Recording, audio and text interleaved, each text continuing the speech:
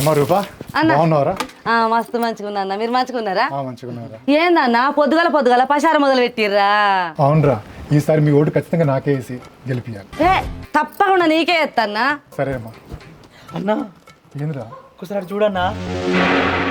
రేయ్, నిన్న ఒకసారి ముడ్డి కడిగిన పాపానికి ఏం జరిగింది చూసినావు కదా? ఏ అన్న, అది వేరు ఇది వేరు. అదంటే ముడ్డిగాడుగుడు, గిది అలుకుజల్లుడే. 2 లోటలు తీసుకొని గిట్లా గిట్లా అన్నావనుకో, మన గెలుపు ఖచ్చితంగా గెలుస్తామన్నా. వీళ్ళ ఓట్లన్నీ మనకే పడతాయి. నువ్వు ఆలోచన చేయకుండా వాళ్ళు తీసుకోపో. పెద్ద పెద్ద లీడర్లే ఓట్ల కోసం ఎన్నో వేసిరన్నా. నువ్వు గీ అలుకుదాలవా అసలు?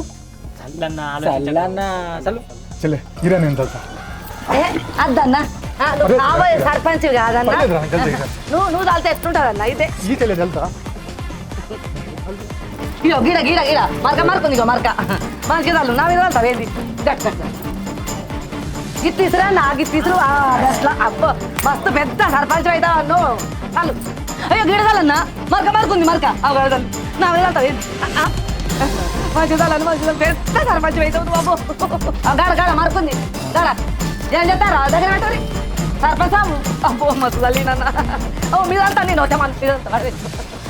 సరేనా చెల్లె, ఈసారి ఓటు ఖచ్చితంగా నాకే ఏ తప్పకుండా నీకేస్తాను. అందరు నాకే వేయాలి. సరేనా? సరే దా, రండి. అన్నో మర్చిపోయినవా? ఏంటి చెల్లె? ఈ ముగ్గెవడేస్తాడే? ముగ్గా? ఎవరు అలుకు చల్లితే గాలే ఆలే. మా ఇంట వంట గట్లనే ఉంటుంది.